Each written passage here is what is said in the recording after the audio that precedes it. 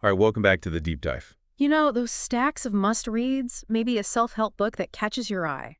And Well, how is today, tackling one? we're diving deep into Change Your Life in 7 Days by Paul McKenna. We found this awesome blog post breaking down the book. Really practical stuff. Yeah, no fluff here. Think of this deep dive like your cheat sheet to being better. So if you ever felt like you're capable of way more, but something's holding you back? Like stuck. Yeah. This book is all about mindset, that self-image being the thing that's holding you back. Okay, so are we just talking about, like, think positive and good things happen? Not exactly. Uh-huh. It's more like your self-image is a blueprint. Okay. And if that blueprint's messed up, you're going to keep building the wrong stuff. How do you even fix that blueprint, though?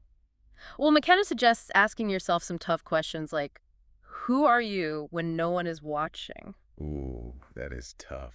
Or, what would you do if you weren't afraid of failing? You know, I can already see how those questions would make you face some hard truths. Exactly. So how do we actually change, like, go from thinking about it to doing it? Well, once you have a clearer vision of your best self, Yeah. McKenna talks about acting as if, So like fake it till you make it kind of thing. yeah, like behave as that ideal version of you would. Okay. It's about getting your actions to match your goals. So if I wanted to be, say, more confident, I should act like I am, even if I don't feel it. Exactly. Okay. Might feel weird at first, but the more you act like that desired self-image, the more it becomes real. It's like practice for the role you want in life. Exactly. So we've started to fix that self-image. Mm-hmm. But what about all those emotions, those ups and downs? That's where day 2 comes in. Okay. It's all about taking control of those emotions. So he's not saying that, like, stuff doesn't impact you, right? Right. McKenna says emotions aren't just reactions to what happens around you. They're Alright. bodies. Yeah. And what he calls internal representations play a big role. Hold on. Internal representations. Think of it as like, it's not just what happens, but how we interpret it in our minds. Okay. Like mental pictures, sounds, even feelings from past experiences. So we're creating these mental movies that are dictating how we feel. Basically. So if we can create them, we can change them, right? Exactly. McKenna says like changing your posture, your breathing, what mental images you focus on can change your emotional state. So you're not saying to just, like, force a smile when you're down. No, it's more about the link between your body, your thoughts, and your emotions. Okay. McKenna suggests creating a confidence switch. Okay, what is a confidence switch? It's training your mind to respond with confidence in certain situations. It's like a mental trick. You create an anchor, like a physical gesture or mental image that you tie to feeling confident. Okay. You practice this, and eventually just doing that anchor can make you feel confident. Oh, so you're training your brain to get to that feeling whenever you need it. Yeah, like for a presentation or a job interview. Ooh, I see it. Yeah, all those times we get nervous. It's a cool technique, but it must take practice, right? Yeah, consistency is key. Okay, ready for day 3? Let's go. I'm ready for some positivity. Day 3 is all about perspective, Okay. but it's more than just think happy thoughts. So you're not saying to ignore the bad stuff. Right. It's about choosing how you see the world. But isn't it important to acknowledge the negative emotions too? Oh, absolutely. Like, how do you not just become, like, toxically positive? It's not about denying negative emotions. It's about not letting them control you. Okay. McKenna suggests asking empowering questions. Like you're- Instead of, why can't I do this? Ask, how can I make this easier? So it's shifting from problems to solutions. Exactly. But sometimes changing how we see things isn't enough. Yeah. Like, what about those deep down beliefs that really hold us back? Well, McKenna noticed common perspectives in people who achieve amazing things. Like what? 7 of them. He calls them the 7 key perspectives for success. Oh, let's hear them. I'm always up for tips from the best. Okay, so number 1 is you are the expert on yourself. Okay. It's a simple reminder that you know yourself better than anyone. I like that. It's like, trust your gut. Exactly. Okay, what's number 2? You are not broken. There's nothing to fix. No. It's like even things we see as flaws can come from a good place. Okay. It might not be helpful now, but it might have been once. So we're not broken, just a work in progress. Exactly. What's number 3? All the tools for success are already within you. Okay. The difference between you and someone really successful, Yeah.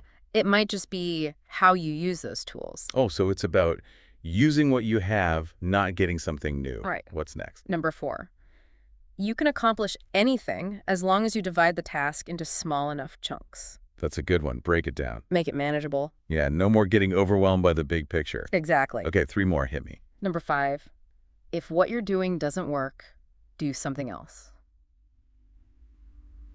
Be flexible. Exactly. Be willing to change. Makes sense. Okay, number 6. Failure doesn't exist. Only experiences exist. Ooh. It's about seeing failure as a chance to learn. So it takes away the fear of messing up. Exactly. Okay, last one. Number 7. You are now creating your future. Whoa. Doesn't matter what happened in the past. Yeah. You have the power to choose what happens tomorrow. Wow, those are all pretty powerful. It's about taking control, Yeah. taking responsibility. But like, how do we actually use these ideas?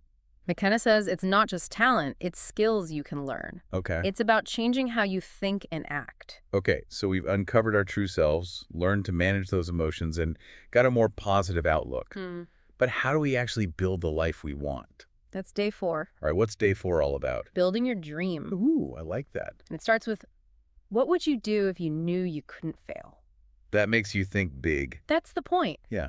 This part is all about having a vision, knowing what you really want, but also making sure that vision matches your values. Because what's the point of getting something you don't even care about? Exactly. So we've got values, we've got a dream. What's next? McKenna says take that dream and make it actionable. Break it down. Yeah, turn it into goals with milestones. So you're not just wishing and hoping. No, it's about having a real plan.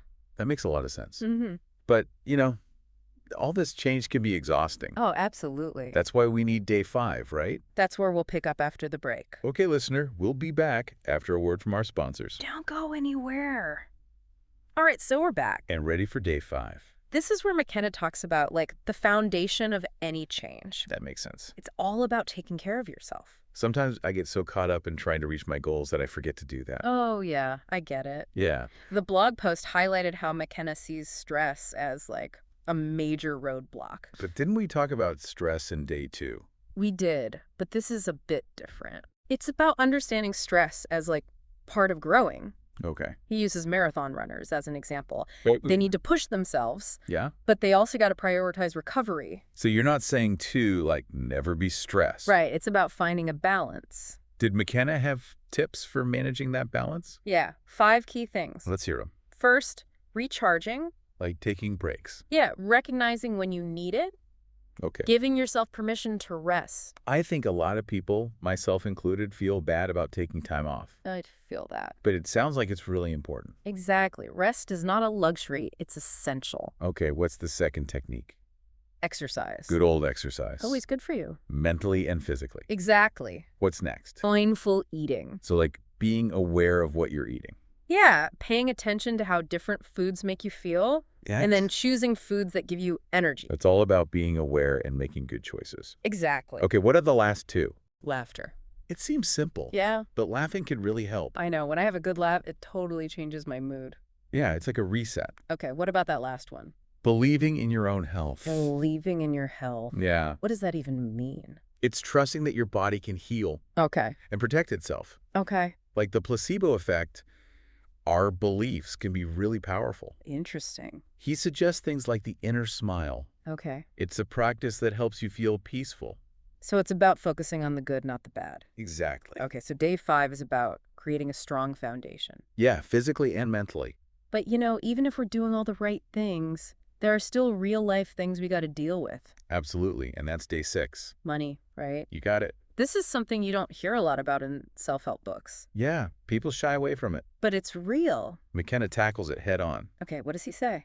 He starts by saying that true wealth is more than just money. It's about relationships, well-being, your purpose. Living a good life. Exactly. But money is still important. Oh, absolutely. Yeah. He says that how much you can earn comes down to trust. Trust. Trusting yourself, trusting the value you offer. So if you believe in what you do, Mm-hmm.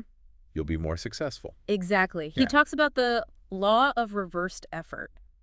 It's Yeah. like when you resist something, it just sticks around. Okay. And then there's the law of attraction. Okay. When you focus on good things, you get more good things. Can you give me an example of the law of reversed effort? Sure, imagine you're trying to fall asleep, but the more you try, the harder it is. Yeah, I've been there. That's it. You're resisting sleep, so you can't sleep. Okay, so we should focus on what we want. In Exactly. this case, financial abundance. Yeah. He suggests making a wealth album, A wealth album. like a vision board, but for money, I love that. visualizing your goals. Okay. And he also talks about helping others. As a way to make money? Yeah, adding value to the world. That's a good point. It's not all about us. Right. But what if you're stuck in a job you hate? He doesn't have an easy answer, Okay. but he does ask some questions that can help you find new options. Okay, so we've talked about self-image, emotions, perspective, goals, well-being, and money. And that brings us to day 7. The final day. It's all about happiness. Happiness. And the idea that happiness is a choice, not Mhm. something that just happens to you. I like that, but some days happiness feels impossible. I get it. Yeah. But McKenna quotes Abraham Lincoln, who said, "Most people are about as happy as they make up their minds to be." Okay. And he highlights 8 things that make people happy. 8 things. Okay, tell me more. First, having goals. Not just any goals, right? Right, goals that are meaningful to you. Okay, that makes sense. Second, instant feedback. So, knowing if you're doing the right thing. Yeah, being able to make changes if you need to. What's number 3? Being present. So, living in the moment. Not stuck in the past or worried about the future. Okay, what's next? The belief that you can succeed. So, confidence. Yeah, if you believe you can do it, you're more likely to actually do it. What's number 5? Doing things just because you enjoy them. Finding those things you love. Yeah, and really getting lost in them. Okay. Number 6 is losing self-awareness. So, not worrying about what others think? Yeah, just being yourself. That sounds freeing. It is. What are the last 2? Having a sense of control. Even if it's just control over small things. Exactly. Okay. And the last one is how we experience time. Time. When you're doing something you love, time flies by. Yeah, but when you're doing something you hate, it drags on forever. Exactly. That's so true. And McKenna says it's important to find that balance between challenge and ability. Like a sweet spot. Yeah, where you're pushing yourself but not overwhelmed. But what about when things get tough? How do we stay happy when we face challenges? That's a great question. And that's what we'll talk about in the last part of our deep dive. All right, we're back and ready to wrap up day 7, happiness. And how to hold on to it when things get tough. Because life happens. Exactly, but McKenna has some tools for us. Ooh, I love tools. Give me the tools. One is about adjusting your ambitions. Okay. If a goal feels too big, break it down. Yeah, smaller steps. Yeah, once you get going, you can always make it harder. Don't bite off more than you can chew. Exactly. Okay, what's the other technique? Think about past successes. Like times you overcame something. Yeah, it can give you confidence for the new challenges. It's like a reminder that you've got this. Exactly. You've done hard things before. You can do them again. But how do we get that, baseline happiness? That they're feeling that things are good. Yeah, no matter what's going on. McKenna says keep it just below the surface. Okay. Know that you can handle whatever comes your way. Trusting the process? Exactly. And problems can be solved. He also talks about pleasure versus satisfaction. Mm-hmm. One is fleeting, the other is deeper. Real happiness is more than just feeling good. It's about purpose. Exactly. So we've covered all 7 days of Change Your Life in 7 days. We have. Self-image, emotions, perspective, dreams, well-being, money, and happiness. A lot to think about. So listener, what really stuck with you? Which day made you go, aha? What can you start doing today? Even a small thing. To use these ideas. Maybe it's asking yourself one of those tough questions. Or visualizing something you want. Or just looking at a problem in a new way. We encourage you to keep exploring this stuff. Maybe even read the whole book. It's been a great deep dive. It has. But remember, the real work starts now. It's up to you to make the change.